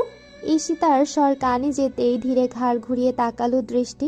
খাটে আধশোয়া অবস্থায় বসে আছে সে, চোখ নিবদ্ধ ছিল ফোনের আলোর দিকেই। কি যেন গভীর অনুসন্ধান চলছিল তার চোখের পাতায়। ঈশিতার ডাকে বাস্তবে ফিরে এসে দ্রুত ফোনটা হাতের আড়ালে ঠেলে রাখলো সে। ইস্যু পাখি, হাসো হাসো। এই যে তোমার জন্য ফুলের বুকে। ঈশিতার বুকেটটা বাড়িয়ে দিল। চমকে উঠল দৃষ্টি। তার দৃষ্টি স্থির হলো ঈশিতার হাতে ধরা সেই অপরিচিত অথচ চেনা বস্তুর দিকে। না, এ তো অপরিচিত নয়, এ যে সেই লাল বুকেট। মনে পড়ে গেল ইমনের পাঠানো ছবিটার কথা।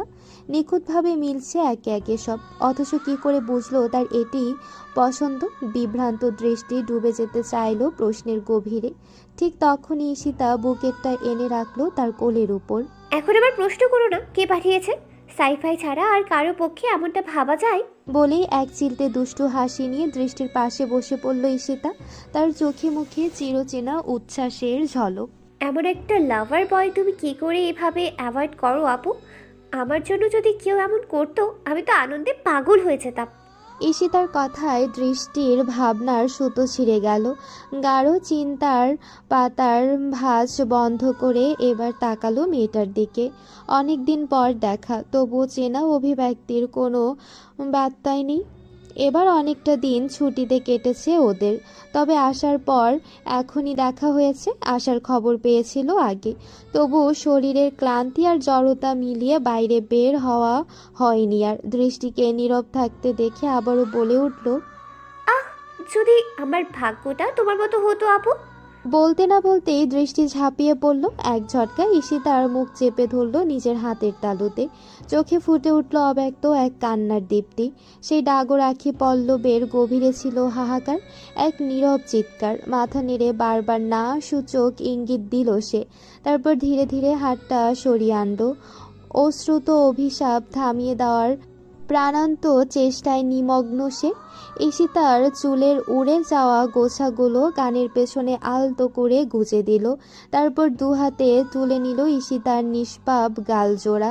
তার চোখে চোখ রেখে বলে উঠল, এমন কথা আর কখনো মুখে এনো না ইস্যু। আমার মতো ভাগ্য এই পৃথিবীতে কারণ না হোক, আল্লাহ যে সকল মানুষের মৃত্যু দিক, তবু আমার মতো ভাগ্য না দিক। তুমি তুমি খুব ভাগ্যবতী হও ইস্যু। আমি জানি তোমার কপালে শান্তির অক্ষ রেখেছেন আল্লাহ।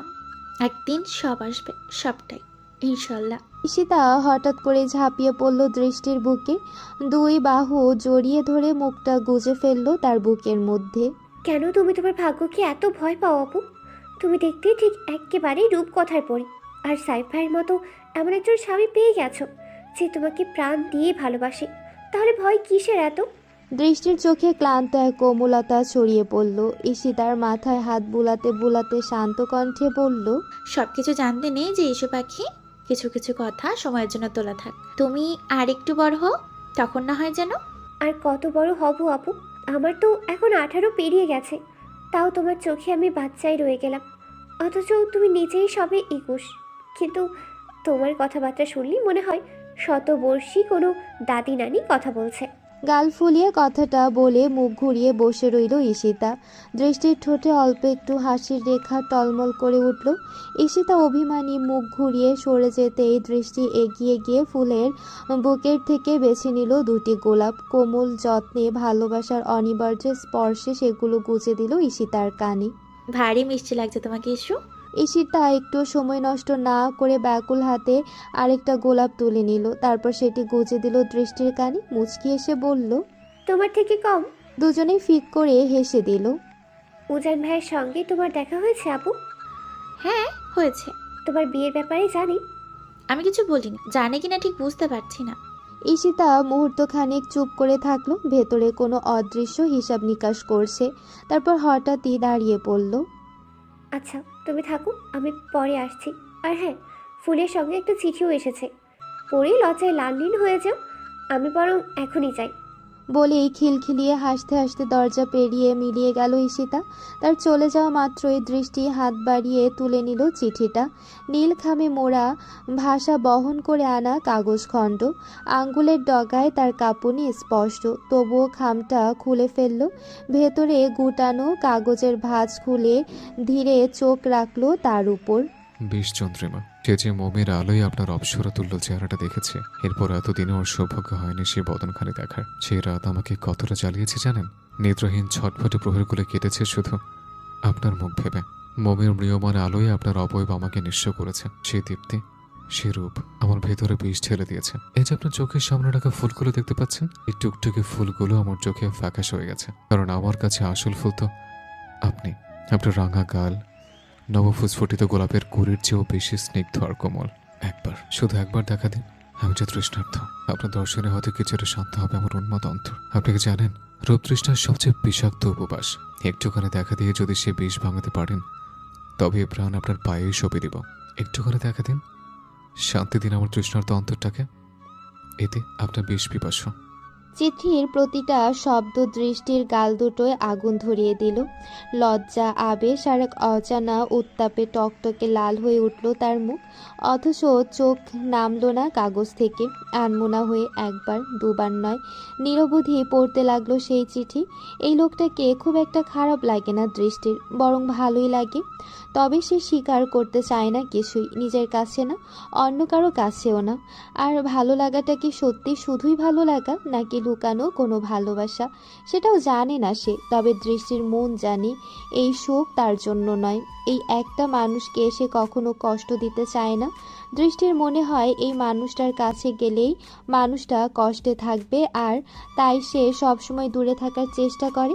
দৃষ্টি ধীরে ধীরে উঠে দাঁড়ালো, হাতে ধরা চিঠিটা নিয়ে গেল পুরনো একটা বক্সের কাছে। বক্সটা প্রায় উপচে পড়ছে চিঠির ভারে, স্মৃতির ভারে, ভালোবাসার ভারে। 5 বছরের অনুগত চিঠি, প্রতিটিতে সাইফের উন্মাদ ভালোবাসার ছাপ। বেহিসাবি বেপরোয়া এক ভালোবাসা। চোখ নামলো বক্সের গায়ে। তারপর চুপচাপ সে চিঠিটা রেখে দিল ভেতরে। তারপর ফুলগুলোর দিকে তাকালো, দৃষ্টিতে অদ্ভুত এক কোমলতা, অভিমান মেশানো মায়া। ফুলগুলো হাতে তুলে আনলো, এক একটা পাপড়ির দিকে গভীরভাবে তাকিয়ে থাকলো কিছুক্ষণ। তারপর বুকের কাছে টেনে এনে নাকের কাছে ধরল। এক দীর্ঘ গভীর নিঃশ্বাসে সাইফের সমস্ত উন্মাদ ভালোবাসা শুষে নিতে চাইল নিজের ভেতর। সে জানে মানুষটার ভালোবাসা কোনো মানদণ্ডে ধরা দেয় না, এটা কোনো ওজনের পাল্লায় মাপা যায় না। এই ভালোবাসা উন্মাদ, যন্ত্রণার মতো গভীর, শান্তির মতো আশ্রয় দায়ী। এতটা ভালোবাসা মানুষ কেমন করে দেয় দৃষ্টি আজও বোঝে না। শুধু বোঝে সে মানুষটার কাছ থেকে নিজেকে দূরে রেখেও মুক্ত নয়, ছিল না কোনোদিন। আকাশের অতলে চোখ ডুবিয়ে দাঁড়িয়ে আছে উজান, অপলক, অনর্গল নীরবতায়। মনে হচ্ছে জগতের রথ যন্ত্র হঠাৎ থমকে গেছে কেবল তার বুকের ভেতরকার ব্যবস্থাকে উল্টে দিতে। সব কিছুই এলোমেলো, অজানা ঘূর্ণিপাকে আটকে নিজেকেই আর চিনতে পারছে না সে। হঠাৎ তার ভেতর এক অদ্ভুত টান প্রবলভাবে টানছে তাকে 5 বছর আগের অনুতপ্ত দিনের দিকে। ইচ্ছে হচ্ছে সবটা মুছে দিয়ে গ্লানির রেখাগুলো ছিঁড়ে ফেলে আবার নতুন করে আঁকতে জীবন চিত্র, আবার ফিরে যেতে সেই 5 বছর আগের সময়টাই। কিন্তু সময় তো অনল, সে তো আর ফেরে না। সেদিন উজান সত্যি উন্মত্ত হয়ে উঠেছিল। হৃদয়ের রণক্ষেত্রে আবেগ আর অভিমানের দ্বন্দ্বে সে নিজেই হয়ে উঠেছিল তার সর্বনাশের নায়ক। তবে আজকের অনুশোচনার কেন্দ্রে শুধু তার ভুল কিংবা দুঃখ নয়, সবচেয়ে বেশি যে ক্ষতটা তাকে জ্বালিয়ে পুড়িয়ে খাচ্ছে তা হলো দৃষ্টির পাশে থাকতে না পারা। মৃদু ভালো লাগা একদিন মোহে পরিণত হয়েছিল। আজকে দৃষ্টি স্বয়ং জ্যোৎস্নার প্রতিমা, এতটা অপরূপ, এতটা অপার্থিব। এই সুন্দরে যে পুরুষ মোহিত হবে না? স্বাভাবিকভাবেই সে পুরুষের পুরুষত্ব নিয়ে প্রশ্ন উঠবে। সৌন্দর্যের শীর্ষ চূড়ায় দাঁড়িয়ে দৃষ্টি এক জীবন্ত প্রতিমা, যার দিকে তাকিয়ে পুরুষ মাত্রই হার মানে। মোহচ্ছন্ন না হয়ে উপায় নেই। উজান জানি এই মুগ্ধতা স্বাভাবিক, কিন্তু এই মুগ্ধতার আড়ালেই কি সে নিজের অপরাধ ঢাকতে চাইছে, নাকি রূপের গভীরতায় ডুবে গিয়ে আজ তার অনুতাপ জেগে উঠেছে? সব কিছুর ঘোড়া টোপে হৃদয়ের ব্যাখ্যাও আজ অস্পষ্ট। নিজেকেই আর বোঝা যাচ্ছে না তার। উজান ভাই, এই নাও তোমার কফি। ভাবনার অন্তঃস্থলে নিমগ্ন উজান চমকে উঠল। ঈশিতা এগিয়ে দিল ধোয়া ওঠা মগটা, তারপর এসে দাঁড়ালো তার পাশে। ছাদ খোলা বারান্দায় নিস্তব্ধ বিকেল। উজান চোখ সরালো আকাশ থেকে, এক ঝলক চেয়ে দেখলো ঈশিতার মুখ, ভদ্রতা জনিত এক ম্লান হাসি। কফির মগটা হাত বদল হলো। মন খারাপ নাকি উজান ভাই? আসার পর থেকে দেখছি কেমন গম্ভীর হয়ে আছো। না, তেমন কিছু না। তোর পড়াশোনা কেমন চলছে? চলছে তো ভালোই। মৃদু এক চুমুক দিল কফিতে ঈশিতা। হাওয়ার মাঝে কফির সুবাস মিলিয়ে গেল পাকা জামরুল পাতার ঘ্রাণে। আচ্ছা উজান ভাই, এতদিন কোথায় ছিলে? সেদিন তো বাড়ি থেকে চলে গিয়েছিলে, তারপর? ইন্ডিয়া গিয়েছিলাম। মানে এতদিন ওখানেই ছিলে? না। তাহলে? একটা দীর্ঘ নিঃশ্বাস ছাড়ল উজান। কফির তলদেশে তাকিয়ে থেকে সময়কে ছেকে তুলল চোখে, তারপর দূরের দিকে চেয়ে বলল, 2.5 মাস ছিলাম ইন্ডিয়ায়। তারপর সেখান থেকে পাড়ি জমিয়েছিলাম জার্মানিতে। মাস্টার্স শেষ করে কাজ ধরলাম। ব্লু কার্ড হাতে পেয়েই দেশে ফিরে এসেছি। আমাদের একটু মিস করনি? কিভাবে পারলি বলো তো? প্রশ্নটা হৃদয়ের তীর হয়ে বিঁধল। উজান স্থির হয়ে গেল। এক মুহূর্তের জন্য হলো ভেতরে কিছুটা কেঁপে উঠল, কিন্তু মুখে আসলো না কোনো স্বীকারোক্তি। সত্যিটা কুড়াতে গেলে বেরিয়ে আসবে সে আসলে কেবল একজনকে মিস করেছিল, অরুণা। বাকিরা কোথায়? ফিকে হয়ে গিয়েছিল তার ক্যারিয়ারের ক্যালকুলেশন ভরা অঙ্কে। জব, পড়াশোনা, মান, অভিমান, এইসবের মাঝে সে কাউকে মিস করার সময়ই পায়নি। করনি জানি, তবে আমরা কিন্তু করেছি। স্নিগ্ধ অভিমানে দূরে সরে গিয়ে দাঁড়ালো ঈশিতা। উজানের ঠোঁটের কোণে হাসি খেলে গেল। তাই বুঝি? কতটা মিস করেছি ঈশ্বরী। তুমি যাওয়ার পর এই বাড়ি নিঃস্ব হয়ে গিয়েছিল, বুঝলে? প্রতিটা কোণায় তোমার অভাব অনুভব করতাম, অথচ তুমি একটিবারও খোঁজ নিলে না। একটা কল, একটা বার্তা পর্যন্ত না। কেমন করে পারলে বলো? তোমার সাথে কোনো কথাই নাই। বলে ফেলেই রাগে নাকের পাঠা লাল হয়ে উঠল ঈশিতার। ভ্রু কুঁচকে উল্টো দিকে পা বাড়াতেই আচমকা তার কবজি চেপে ধরল উজান। সাবলীল টানে এনে আবার নিজের পাশে দাঁড় করালো। ভাবা যায় এত রাগ? ছোট্ট ইস্যুটা এত বড় হয়ে গেল কবে? বলতে বলতে আদরে ঈশিতার নাক টেনে দিল উজান। তাতে রাগটুকু ভেসে গেল সজীব এক হাসির ঢেউয়ে। ফিক করে হেসে উঠল ঈশিতা। রাত নিস্তব্ধতায় আচ্ছন্ন। ঘড়ির কাঁটা নিস্তরঙ্গ নৈশব্দে কেবল টিকটিক করে সময়ের অস্তিত্ব জানান দিচ্ছে। রাত 12:45। সদ্য বই বন্ধ করে রেখেছে দৃষ্টি। পর্দার আড়াল থেকে চাঁদের আলো তার পড়ার টেবিলে অপার্থিব ছায়া ফেলে রেখেছে। পরীক্ষার প্রকালে চাপটাও একটু বাড়িয়ে বসেছে কাঁধে। ক্লান্ত চোখে ফ্রেশ হয়ে নিয়ে নিজেকে প্রস্তুত হচ্ছে গভীর রাতের অমলিন ঘুমের জন্য। ঠিক তখনই দরজায় বেজে উঠল চাপা শব্দ। চোখ দুটো কুঁচকে উঠল দৃষ্টি। এ সময় আবার কে? ধীর পায়ে এগিয়ে এলো সে দরজার দিকে। আবার ঠক ঠক। ভেতরে একরাশ কৌতূহল আর হালকা উদ্বেগের ঢেউ। কে? চরে হালকা আতঙ্কের ছোঁয়া, কিন্তু অপর প্রান্ত শূন্য। মুহূর্তের জন্য স্থির হয়ে গেল দৃষ্টি। তারপর আবারও একবার কড়া নাড়ার শব্দ। এবার আর নিজেকে থামাতে পারল না। চৌকাঠে সরাসরি হাত বাড়িয়ে খুলে দিল দরজার ছিটকিনি। তখনই এক ঝাঁক অন্ধকার হুড়মুড়িয়ে ঢুকে পড়ল ঘরের ভেতর। দৃষ্টি কিছু বোঝার আগেই এক লম্বা তীব্র আকৃতি দরজা বন্ধ করে দিল। পেছন থেকে চট করে ছিটকিনি তুলে দিল ভেতর থেকে। হাত দুটো নিমিষে পেছনে মুড়ে ধরা হলো, মুখ চেপে ধরা হলো শক্ত করে। দৃষ্টি পুরোটা হিম হয়ে গেল। এক হাতে চেপে ধরা মুখ, অন্য হাতে পেছনটা বাঁধা, শরীরটা ঠেলে ধরা হলো দেয়ালে। চোখ দুটো বিস্ফোরিত, শ্বাস প্রশ্বাস অবরুদ্ধ। আতঙ্কের গন্ধে জ্যামিতিক বিস্ফোরণ তার শরীরে। তবু কোনোভাবে চোখ সরিয়ে চাইল মুখের দিকে, আর তখনই হৃদয়টা থমকে গেল এক ঝটকায়। সাইফ! দৃষ্টির ডাগর চোখের গভীরতায় স্থির হয়ে গেছে সাইফ। সেই দৃষ্টির চাহনিতে সে ডুবে যাচ্ছে কোনো অতল নীল সমুদ্রে, যেখানে ওঠার চেয়ে তলিয়ে যাওয়াটাই স্বস্তিকর। আনমনে সাইফের হাতের বাঁধন আলগা হয়ে এলো। সেই ফাঁকেই চওড়া এক কামড় বসিয়ে দিল দৃষ্টি তার হাতে। ব্যথায় কুকড়ে উঠে পিছিয়ে গেল সাইফ। যন্ত্রণার মুখটা বিকৃত করে উঠল সে। দৃষ্টি ইতিমধ্যে নিজের শরীরের এলোমেলো কাপড় গুছিয়ে নিচ্ছে, চোখে তীব্র ক্রোধের ঝলক। সেই চোখে চোখ পড়তে গলা শুকিয়ে গেল সাইফের। গলাটা এক চুমুক শুষ্ক ঢোক, তারপর হোঁচট খাওয়া কণ্ঠে অসহায় স্বরে বলেই ফেলল, এভাবে তাকাবেন না দৃষ্টি, আমি ভয় পাই, একটু রহম করুন। দৃষ্টি থেমে থাকেনি। দিক থেকে খানিক এগিয়ে এসে বজ্রভঙ্গিমায় দাঁড়ালো। এখানে করছেনটা কি আপনি? এত রাতে চোরের মতো মেয়ে মানুষের ঘরে ঢুকে পড়েছেন। ডাকবো সবাইকে? সাইফের মুখের রেখার কুটিল এক দৃঢ়তা ফুটে উঠল এবার। সে উঠে দাঁড়িয়ে জবাব ছুড়ে দিল ধাতব গলায়, আপনি আমার বউ, ভুলে যাচ্ছেন নাকি? নিজের বউয়ের কাছে আসবো, তাতে কার কি? কে কি করবে শুনে? দৃষ্টি চোখ কুঁচকে বলে উঠল, কেন এসেছেন শুনি? গলার চাদরটা হালকা উঁচিয়ে একরাশ আবেগে সাইফ মৃদু স্বরে বলল, আমার বউকে দেখতে।